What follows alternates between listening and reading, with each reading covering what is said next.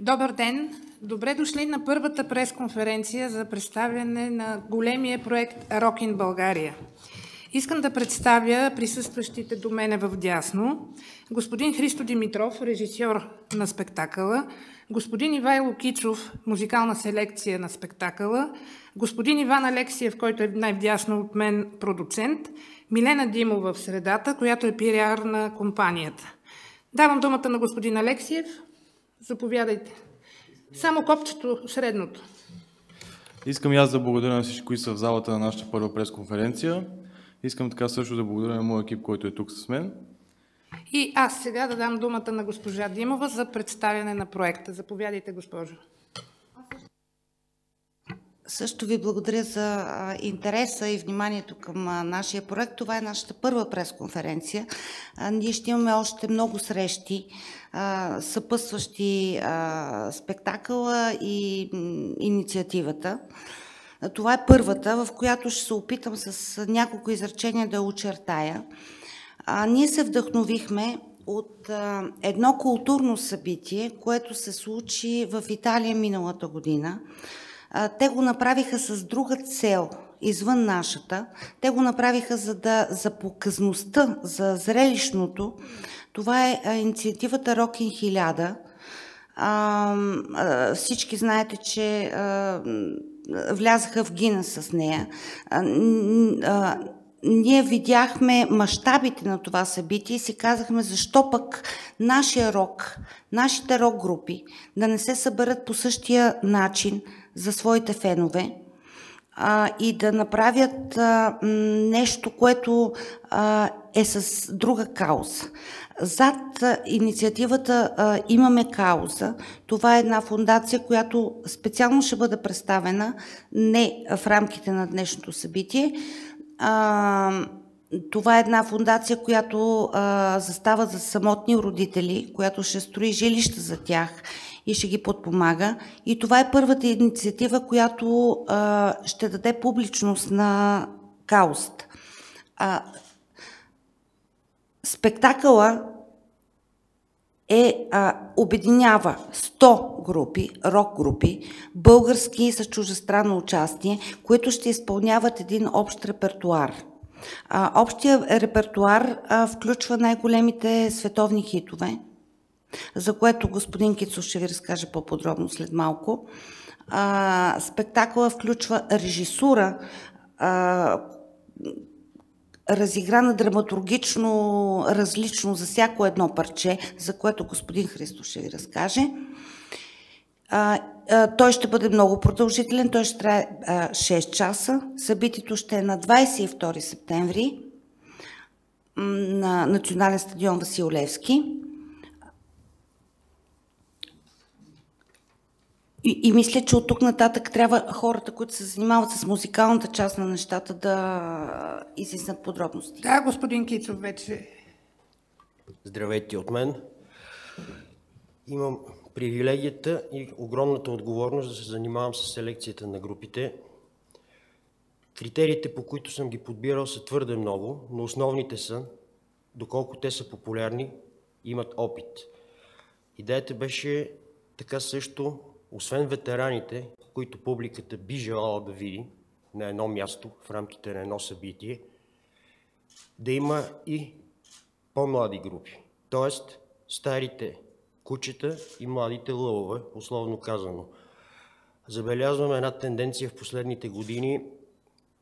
В момента в андерграунда къкри страшна сила, като нови групи, които предстои, според мен, след около 5 години някъде, да направят своя страшен пробив, някои от тях, защо не, и на международно ниво. Идват групи с много идеи, с по-модерно мислене, които имат какво свое да кажат. От друга страна, шоуто, на което ви каним с голямо удоволствие, е замислено не като състезание, не като надсвирване, не да организираме концерт на български групи насред националния стадион, а всички заедно да се изкефим, без да се надсвирваме и без никаква надпревара.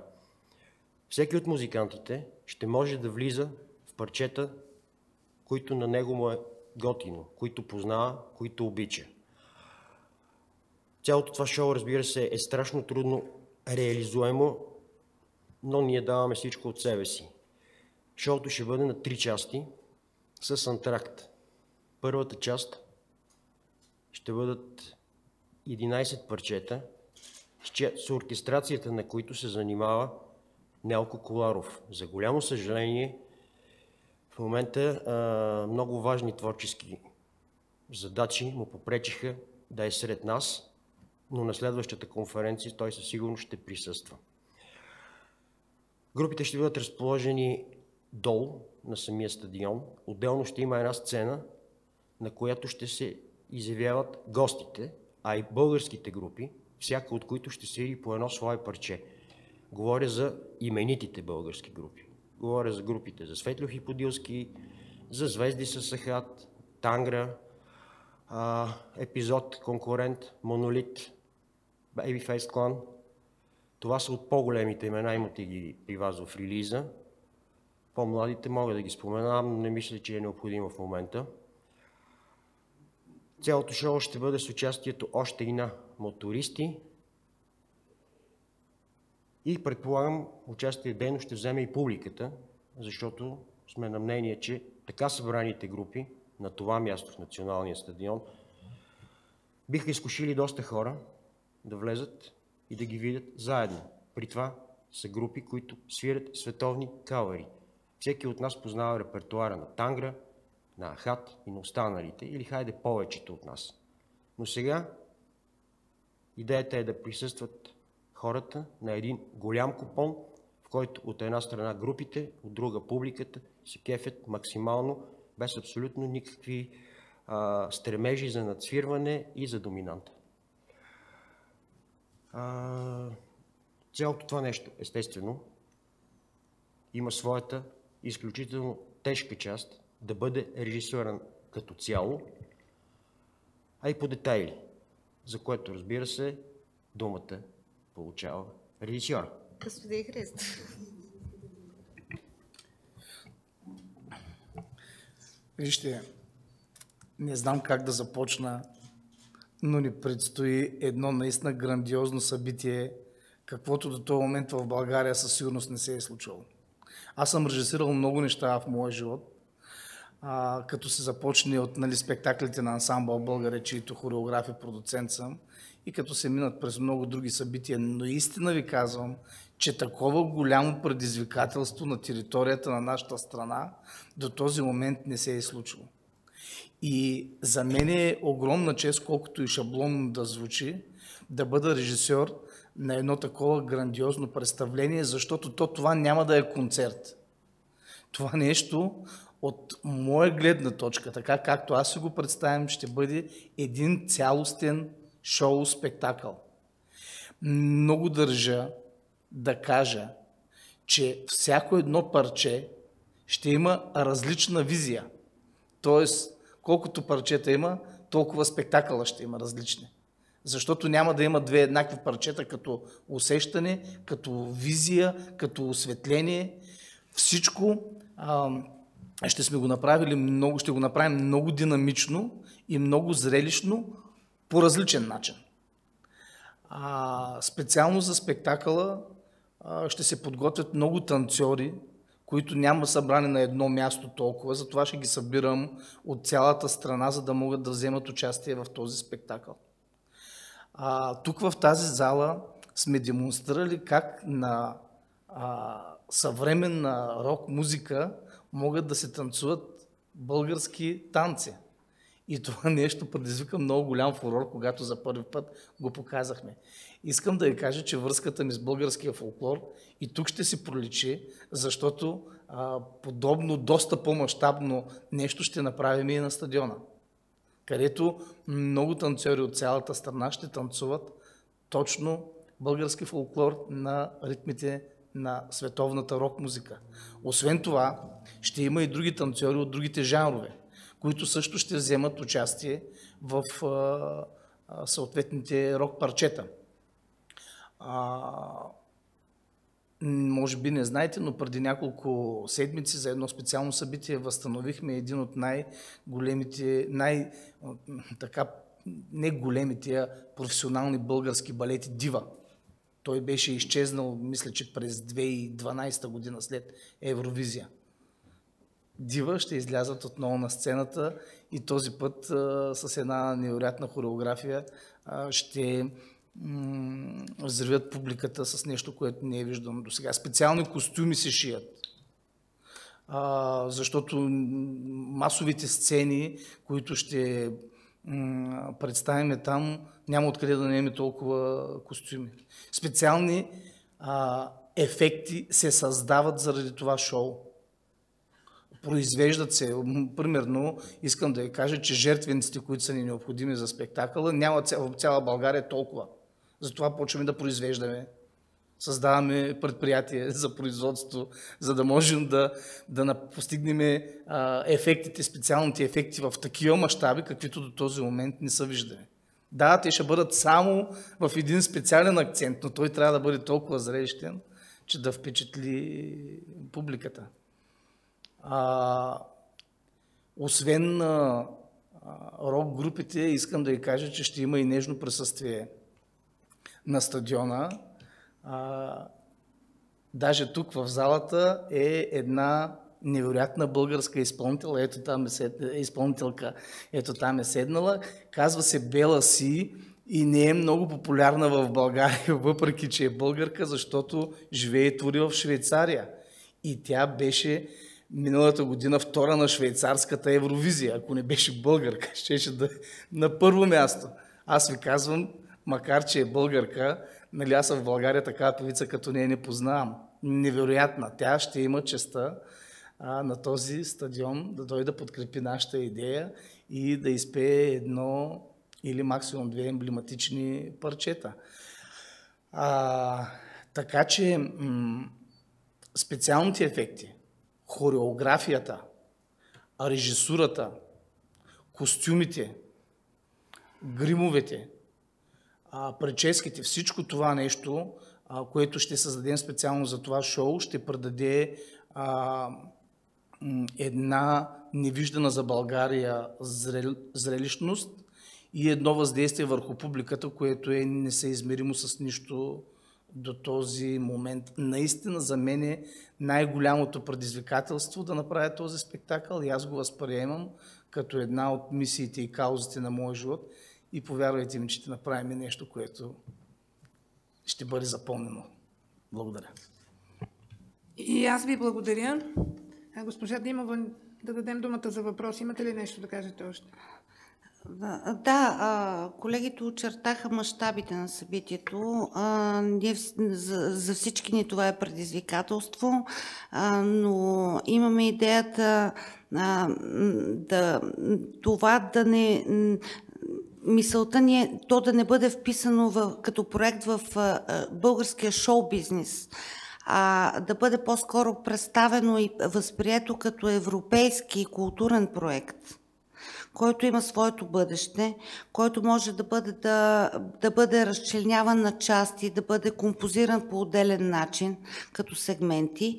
И за мен това не е българско събитие, а то е част от европейския културен афиш. Идеята ни да го вържем до години, им предстои ни важна задача. Пловдив е европейска столица на културата. Бихме могли да съдействаме с части от нашия спектакъл, да се впишем в този афиш. Изработваме мащабен културен продукт, който е с потенциал да бъде представен такъв и извън рамките на България, извън рамките на София най-малкото. Това исках, госпожа. Благодаря ви. Ако имате въпроси, заповядайте.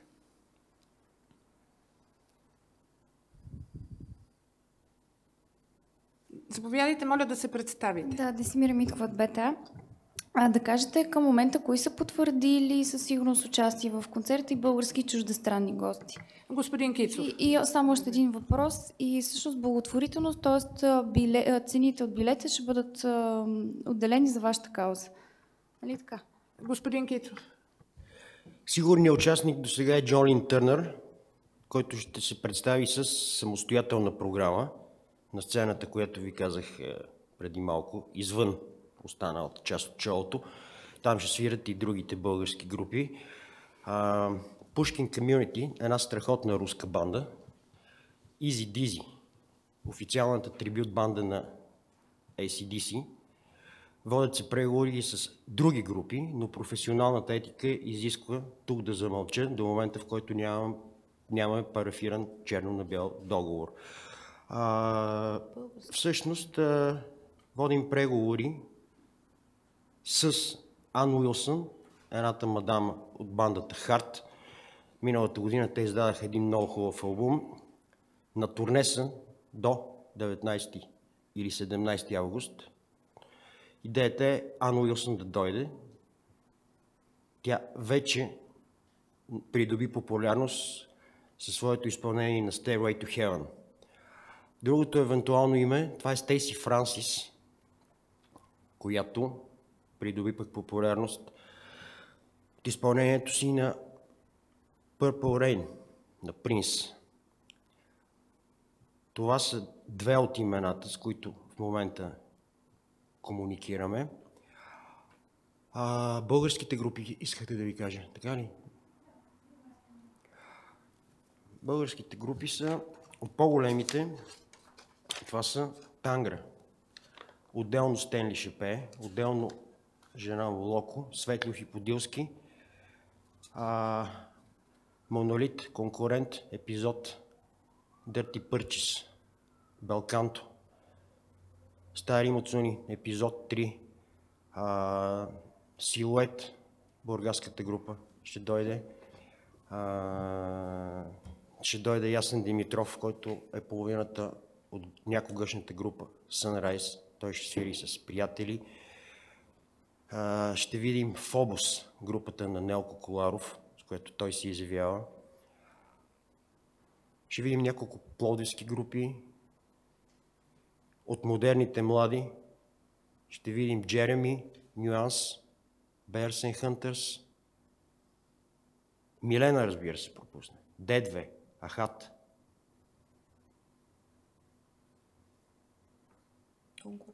Казахме ги. Те са много, наистина много. Те са над 100 групи.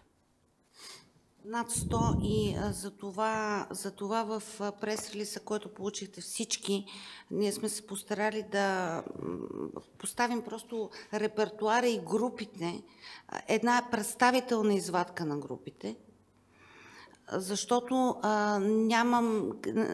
ако ги изброим в момента технически над 100 групи, вие технически няма как да ги запишете. И изключително важно е участието на бенда на БНР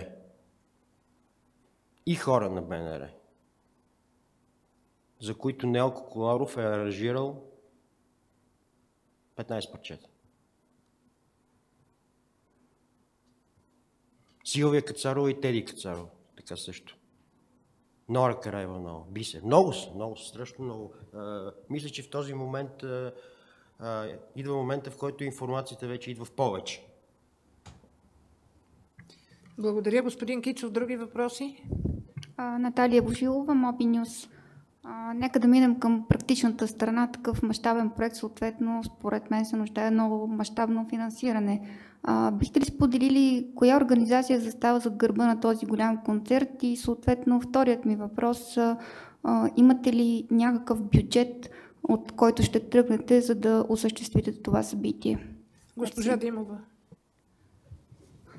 Надявам се, че няма представители на данъчните служби тук, защото веднага отговора ми е, че не може да финализираме бюджет в момента, по причина, че това е изключително мащабно събитие. Ситуациите се променят всеки ден. Ще се допълват, преговаряме с още нови участници. Някои от тях по причина форс-мажорни обстоятелства ще отпаднат. Може би, надяваме се да не отпаднат, но е възможно да има промени до последния момент. Така че ние самите не сме наясно с това как ще като крайна сметка с какъв бюджет ще вложим в това нещо. Но на 18 септември насрочваме от днес за 18 септември втора пресконференция, на която вече ще имаме пълна яснота и ще може да отговорим на въпроса колко струва един такъв масрав, да си го кажем по-български, и по какъв начин се движат тези неща. Тогава ще обявим и следващия си проект.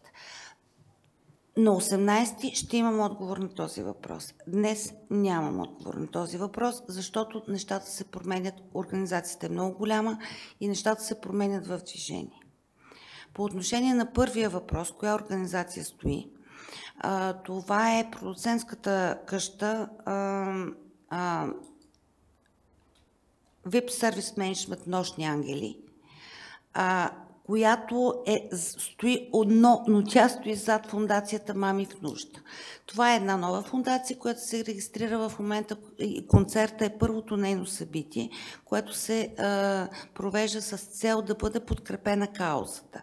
Причината да не акцентираме върху самата фундация в случая е не защото тя няма да се осъществи, а защото концертът е нейното първото лице, което ще демонстрира каузата. Затова и с господин Христов, и с господин Кицов, и с господин Коларов мислим толкова засилено за участието на деца в самия концерт. Разбира се, ще бъдат взети всички мерки за сигурност. Разбира се, децата ще бъдат с родителите си. Няма по никакъв начин да застрашим тяхната безопасност. Но защото това е първата инициатива от един много по-мащабен проект. Затова не ми се иска в рамките на това събитие да анонсирам прекалено, да слагам акцента прекалено много на фундацията, която се създава. Но тази фундация, тя се нарича Мами в нужда, тя е в подкрепа на самотни родители, хора, които са в бедствено положение, не могат да отглеждат сами децата си.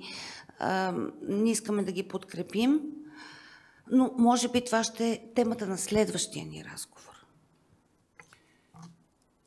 Други въпроси, колеги? Заповядайте пак. Да, искам да допълня. Пак да ви питам за билетите, тъй като е благотворително събитието, горе-долу някаква цена ориентировъчна на билетите и нали правилно разбирам, че приходите от тях ще бъдат отделени за вашата кауза. Точно така. Концертът се прави с цел печалбата, не приходите. Направете разликата. Печалбата да бъде в полза на фундацията. Билетите има ясно обявени цени. Те са в сайта на концерта rockin.bg. В сайта на концерта ежедневно се обновява информацията, която може да ползвате. Там има сектор, който е информация за медиите. Той се обновява ежедневно и може да го ползвате за текуща информация. Разписани са цени на билети, за помощ на колегите, за да не се чуваме непрекъснато по телефона. Ежедневно ще се обновява информацията с съпътстващи събития покрай концерта и може би тук е място да кажа, че ще се случват интересни неща. Строим съоръжение, което никога не е правено в България, което ще покрие целия национален стадион. Ще го предоставяме за услуги на стадиона, когато има спортни събития, неблагоприятни метеорологични условия. Но защото, за да няма изненади в случай на дъжд, това са музиканти, техните инструменти ще се повредят, ако завали дъжд. Добре, публиката ще извади чадър, но инструментите на музикантите ще се повредят. Помислили сме за това, изграждаме съоръжение, което ще покрие целия национален стадион. За да се избегнат такива рискове. Така че ще има съпътстващи интересни неща. Предполагам, че много от вас ще проявят интерес към как се изгражда едно такова съоръжение в такъв мащаб. Предполагам, че други от вас ще проявят интерес към репетициите, които ще бъдат атрактивни, защото се събират много, може би 1000 музиканти. Се извинявам, че ви прекъсвам в този ред на мисли, само да кажа, колежката сега ще пусне 2 листа, на които ви моля да се запишете тези, които желаят акредитация за събитието, и на другия лист тези, които желаят акредитация за репетициите. Акредитациите ще продължат до 17 септември, но така и така сте тук да сме наясно на кой трябва да се изготвят персонални карти. Извинявайте, госпожо Димова. Репетициите са от 19 до 22 включително, от 8:30 всяка сутрин. Други въпроси? Само да ви попитам, случайно ли е избрана датата 22 септември, националния празник? Първоначалната дата беше 23. Идеята беше целият този спектакъл да бъде в арена Армеец. Логистиката на събитието обаче наложи да го изнесем на националния стадион. Нямаше как да е на 23-ти, тъй като на 25-ти Лудогорец играе Шампионска лига и по договор стадиона трябва да е на разположение на футболистите 3 дни преди финалния матч. Така от 23-ти отидахме на 22-ри.